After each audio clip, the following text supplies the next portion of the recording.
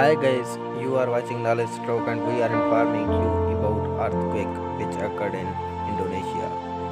According to United States Geological Survey and European Mediterranean Seismological Center, today earthquake hits Indonesia and its magnitude was 4.7 and it was at 3 p.m. according to local time.